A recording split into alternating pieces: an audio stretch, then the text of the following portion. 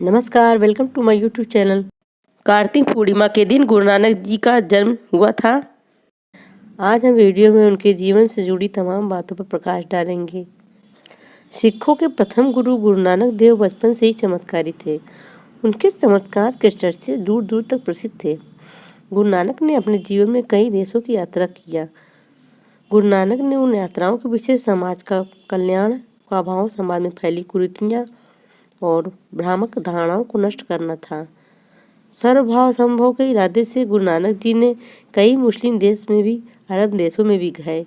उन यात्राओं के दौरान उन्होंने कई चमत्कार किए थे। उनके इन चमत्कारों के पीछे बहुत बड़ा संदेश था, तो चलिए जानते हैं।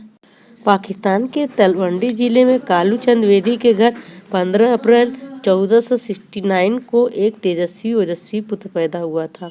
वह बालक कोई और नहीं, गुरु नानक देव जी थे। उन्हें नानक नाम उनकी बेबे नानकी से मिला। उनके जन्म के बाद परिवार वाले बेहद खुश थे।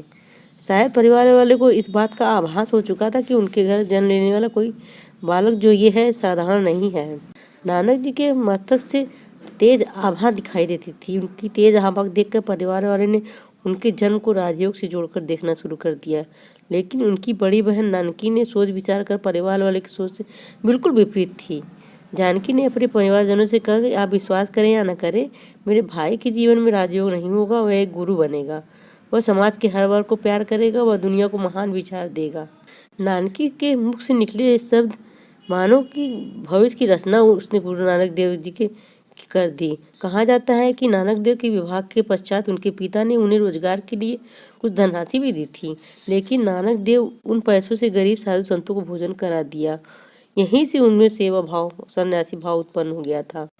एक मान्यता के अनुसार गुरु नानक देव जी बेई नदी में स्नान करने रोजाना जाते थे, लेकिन एक दिन वे स्नान करने के बाद घूमते घूमते कहीं अंतर्धान हो गए।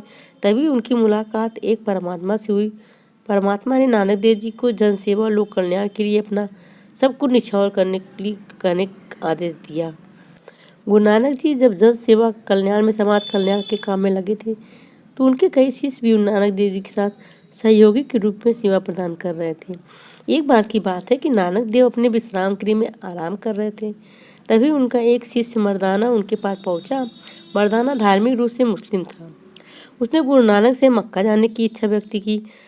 जब गुरु नानक ने मक्का जाने का कारण पूछा तो मर्दाना ने बताया कि गुरुदेव, मैं एक मुसलमान हूँ। इस लिहाज से ऐसा माना जाता है कि जब तक एक मुसलमान पवित्र मक्का की यात्रा नहीं कर लेता है, तब तक वह सच्चा मुसलमान नहीं कहलाता है। मर्दाना की यह बात सुनकर गुरु नानक देव उससे कहा कि खुदा तो सभी जगह व्याप्त है, फिर मक्का ही क्यों? गुरुदेव के कई बार समझाने के बावजूद मर्दाना उनकी बात को नहीं समझ पाया, तो गुरु नानक देव ने भी मक्का जाने का फैसला कर लिया। उन्होंने मर्दाना से मक्का चलने की तैयारी के लिए बोला। अब मक्का जाने की तैयारी पूरी हो चुकी थी।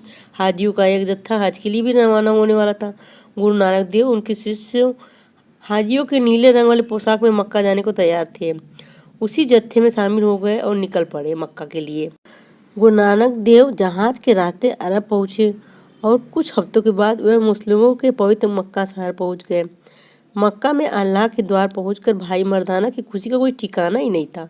वो बहुत ज़्यादा विभोरित नजर आ रहा था। एक लंबी सूर्य भी अस्त होने लगा था।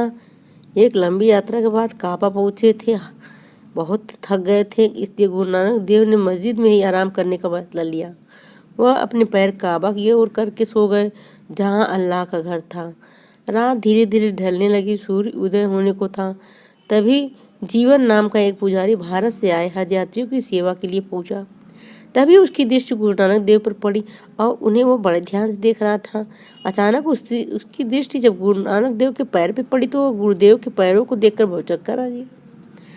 नानक देव की मक्का की ओर पैर करके सो रहे थे। गुस्से में तमतमाया जीवन नानक देव पर चिल्लाया, कौन है यह काफिर नास्तिक जो काबा की ओर पाँव करके सोया हुआ है? चिल्लाने की आवाज़ से गुरु नानक देव की आंख खुल गई और गुरु नानक देव बोले, हे महोदय, मुझे खेद है। मुझे नहीं पता कि खुदा का दरबार किधर है। मैं बहुत थका हुआ था, इसलिए साफ सुथरी जगह देखकर लेट गया। तुम मेरा पैर पकड़कर उधर कर दो जिधर खुदा का घर नहीं है। गुरुजी की बात सुनकर जीवन और भी आग बबूला हो गया। उसने गुरुजी के पैरों को घसीटते हुए दूसरी दिशा में कर दिया। इसके बाद जब उसने गुरु नानक देव के पैरों को छोड़कर देखा तो हक्का बक्का रह गया। उसने देखा कि नानक देव जी के पैरों के साथ काबा की दिशा बदल गई। इस तरह उसने जब फिर से उनके पैरों को दूसरी दिशा में किया, फिर काबा उसी ओर घूमते नजर आया। इस अद्भुत चमत्कार को देखकर जीवन बहुत डर गया। इसके बाद गुरुदेव की अद्भुत लीला को देखकर लोगों की आंखें फटी फटी रह गई। देखते देखते चमत्कार की बात पूरे मक्का में आग की तरह फैल गई। लोगों का एक हुजूम एक जगह इकट्ठा हो गया। मक्का की दिशा बदलते देखकर लोग दंग थे। ऐसे हालात में लोगों ने गुरु नानक जी के चरण पर गिर पड़े और वह अपनी इस भूल के लिए उनसे क्षमा याचना करने लगे। जीवन भागते भागते काबा के मुख्य इमाम को सारी बातें बताई। काबा के मुख्य इमाम रुकुनुद्दीन की जानकारी हुई तो वह गुरुदेव से मिलने चले आए। गुरुदेव से मिलने के बाद उनसे उनका परिचय पूछा। गुरुदेव ने अपना परिचय दिया। इसके बाद वह उनसे आध्यात्मिक प्रश्नों की झड़ी लगा दी। शायद उसे अभी भी अपने कानों पर विश्वास नहीं हो रहा था। वह गुरु नानक देव से जैसे कहने लगा कि मुझे जानकारी मिली है कि आप गैर मुस्लिम हैं, फिर यहाँ आप किस मकसद से आए हैं? गुरु नानक देव ने मुस्कुराते हुए कहा कि मैं आप सभी के दर्शनों के लिए आया हूँ। गुरुदेव की वाणी सुनकर काबा का इमाम कुछ समय के लिए निशब्द हो गया।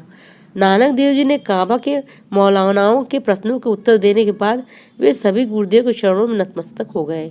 कुछ समय बिताने के बाद जब नानक देव मक्का से चलने की तैयारी करने लगे तो काबा के पीरों ने गुरु नानक देव जी से गुजारिश किया कि उनकी एक निशानी के तौर पर अपना खड़ाऊं उन्हें दे जाए।